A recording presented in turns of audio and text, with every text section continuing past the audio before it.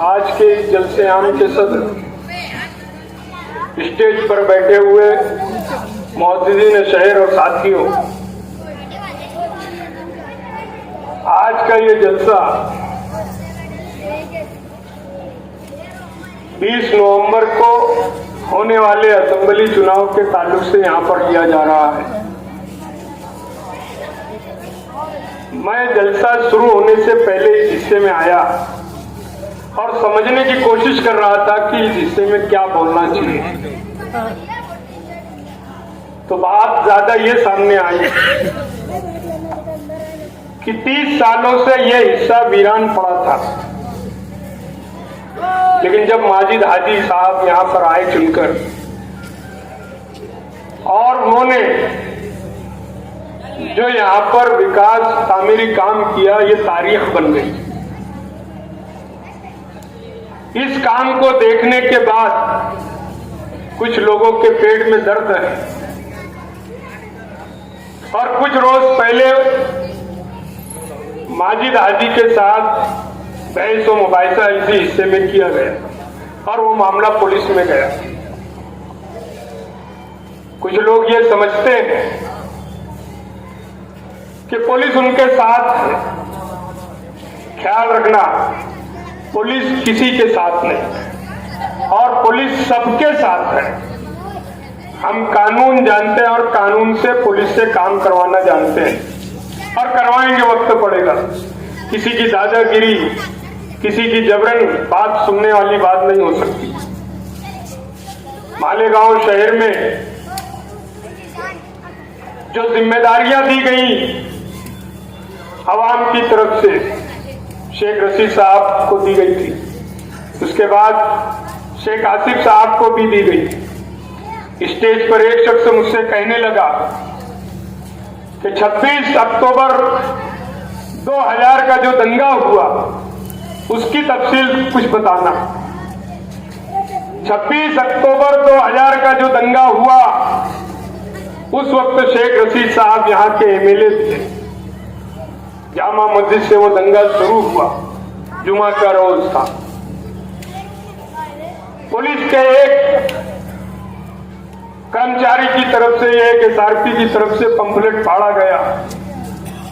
वहां पर शेख रशीद उस वक्त का एमएलए वहां आए और एसपी जो उस वक्त थे सुरेश आहिरे, उसके साथ गाड़ी में बैठे एसपी की, और पता नहीं क्या डिस्कस किए वो एसपी की गाड़ी से निकलने के बाद शेख रशीद साहब जो थे वो जामा मस्जिद के सामने वाली गली से निकल गए और एसपी ने पुलिस को आदेश दिया लाठी चलाने का।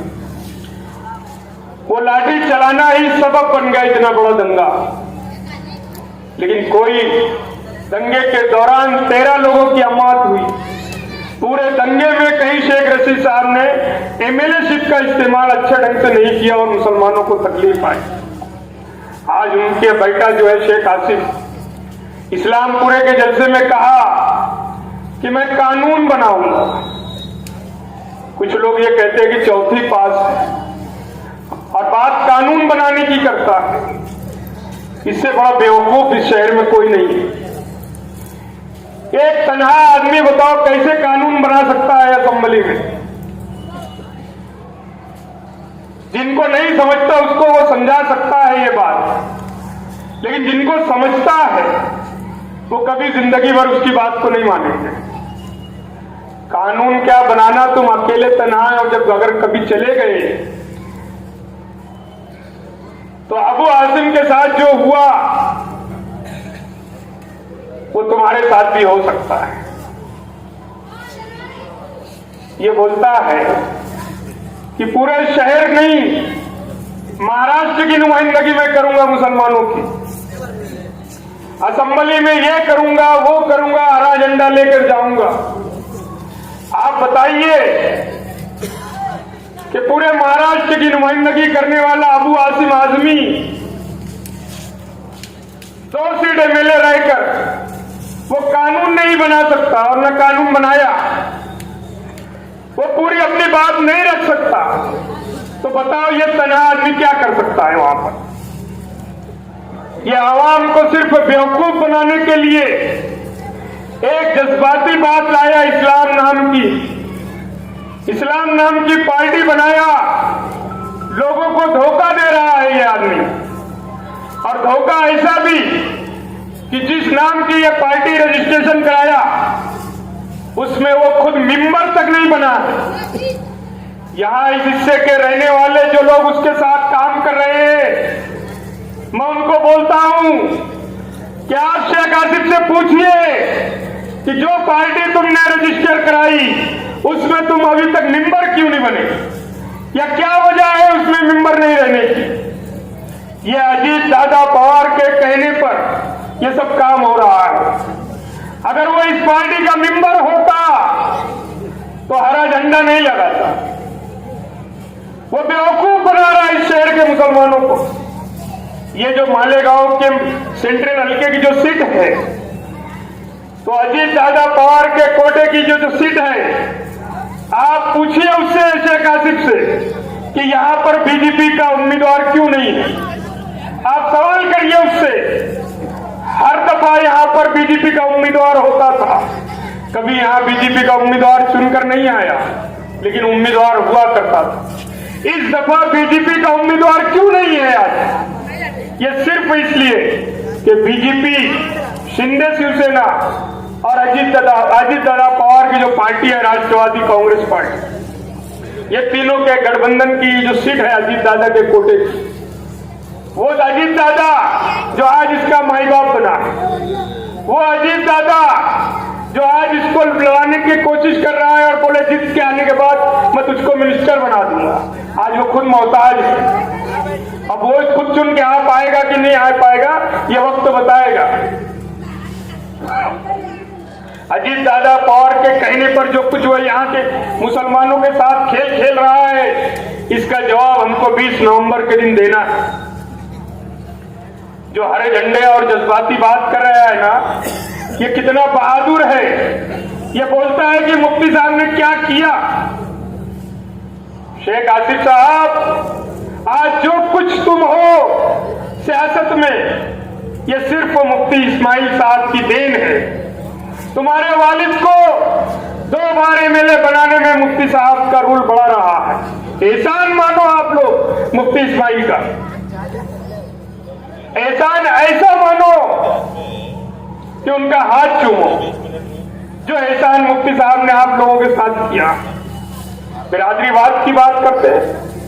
मुफ्ती साहब ने शेख नजमुद्दीन खजूर वाले को मेयर बनाया, मुफ्ती साहब ने शेख अब्दुल मालिक को मेयर बनाया, इब्राहिम सेठ को मेयर बनाया, और खुद शेख रशीद की दूसरी बीवी ताहिरा को भी मेयर बनाने में मुफ्ती साहब का रोल बड़ा रहा है। उनके ऊपर इल्जाम तराशियां करने वालों, अपना गिरेबान झांको कि तुम क्या कह रहे हो और क्या कर रहे हो मुफ्ती साहब के ताल्लुक से। कल से उनकी तबीयत नासाज हुई तो बड़े खुश हैं। एक तारीख में बता देता हूं इस शहर की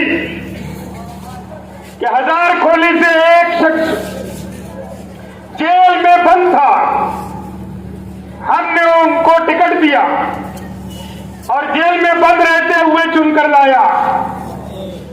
जब एक ऐसा शख्स जब जेल में बंद रहकर चुनकर आ सकता है, तो मुफ्ती साहब अगर दवाखाने में एडमिट है तो क्या इस शहर की आवाम उनको चुनकर नहीं ला सकती क्या? यकीनन इस शहर की आवाम मुफ्ती इस्माइल के साथ है। मुफ्ती साहब की हमदर्दी में मैं चाहूंगा कि अगर उनकी तबीयत नासाज है तो ये सब हमारी जिम्मेदारी है उनको चुनकर लाने की। हम पूरी ताकत के साथ, होशमंदी के साथ 20 नवंबर को मुफ्ती इस्माइल को अपनी कीमती वोट दे, यही गुजारिश करने में आप लोगों के बीच आया था। मैं ये चाहता है कि यहाँ पर अब्दुल मालिक, हाजी अब्दुल माजिद साहब और खुद हमारे जो बुजुर्ग और सियासतदान हैं, शेख यूनुस ईसा साहब, वो अपनी बातें रखेंगे, क्योंकि इस हिस्से की सारी मालूमात उनको है। मैं यहाँ पर एक बात और कहना चाहता हूँ कि बिला खौफ व खतरा आप लोग इलेक्शन में मुफ्ती साहब का साथ दें, खुलकर सामने आए जरूरत नहीं। आप लोगों से आखिरी गुजारिश यही है कि 20 नवंबर के होने वाले असेंबली चुनाव में आप अपना कीमती वोट एमआईएम के जो उम्मीदवार हैं मुफ्ती इस्माइल कासमी साहब 5 नंबर का बटन दबाकर 5 पंजतन के सदके में हुए उन्हें कामयाब करें, यही गुजारिश